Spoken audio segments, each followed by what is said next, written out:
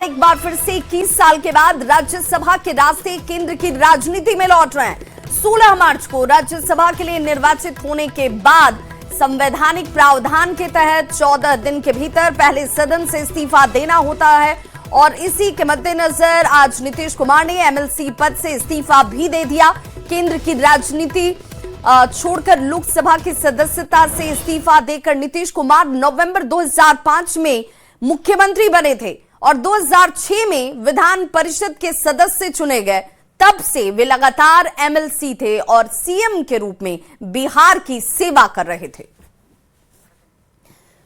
तो देखिए, अब राज्य से निकलकर केंद्र की राजनीति करने के लिए तैयार नीतीश कुमार और इसी मद्देनजर आज उनकी तरफ से इस्तीफा दिया गया और नीतीश कुमार के इस इस्तीफे को मंजूर कर दिया गया। आपको बताते चले, तारीख 16 मार्च की थी जब राज्यसभा के लिए निर्वाचित हुए और अब ये मानकर चला जा रहा है। और देखिए, सेवा में सभापति बिहार विधान परिषद पटना महाशय में इस द्वारा तिथि जो अंकित है 30/3/2026 से सदन में अपने स्थान का त्याग पत्र देता हूं। आपका विश्वसनीय नीतीश कुमार, परिषद सदस्य। ये वो इस्तीफा पत्र है जो नीतीश कुमार की तरफ से दिया गया और अब वो बिहार की राजनीति से केंद्र की राजनीति की तरफ अग्रसर होते हुए अब राज्यसभा के सदस्य के तौर पर यह मानकर चला जा रहा है कि 10 तारीख तक राज्यसभा के सदस्य के तौर पर जो तारीख पहले से निर्वाचित है और निर्धारित है, उस पर ये सभी राज्यसभा में एक बार फिर से बिहार का प्रतिनिधित्व करते हुए नजर आएंगे। तो नीतीश कुमार की तरफ से इस्तीफा पत्र जो दिया गया उसके मजमून को आप इस रूप में समझिए कि ये वो पत्र जिसमें सेवा में सभापति बिहार विधान परिषद पटना महाशय में इसके द्वारा ये पत्र जो है त्याग पत्र दिया गया और ये एक शुरुआत है केंद्र की तरफ बढ़ने की, बिहार के प्रतिनिधित्व को आगे बढ़ाने की।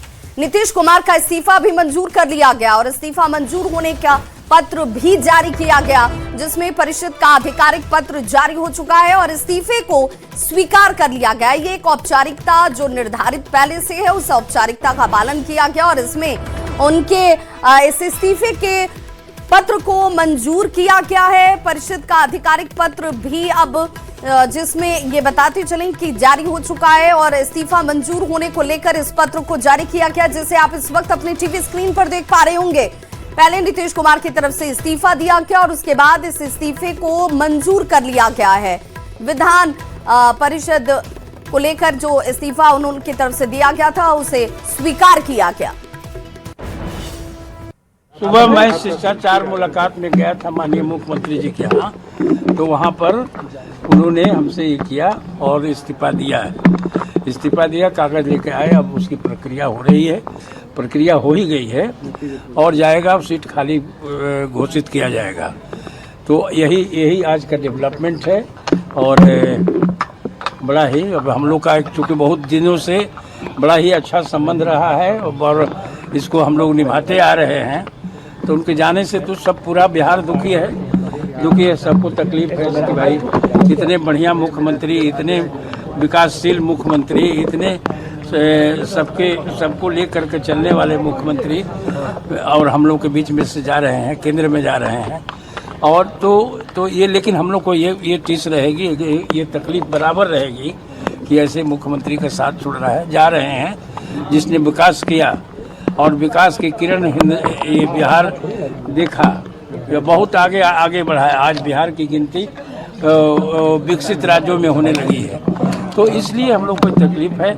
और लेकिन ये प्रक्रिया है, ये पार्लियामेंट्री प्रक्रिया है, उसको करने के लिए हमने पार्लियामेंट्री अफेयर्स मिनिस्टर से भी सलाह लिया, वो भी यहाँ बैठे हुए हैं।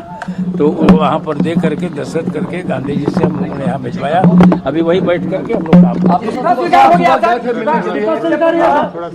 इस्तीफा स्वीकार।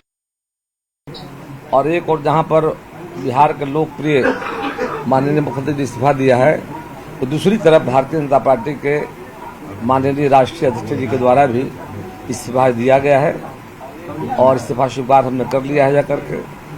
और बिहार की राजनीति में जो नेताओं का काफी बड़ा योगदान रहा है और आगे भी बिहार के लिए करेंगे।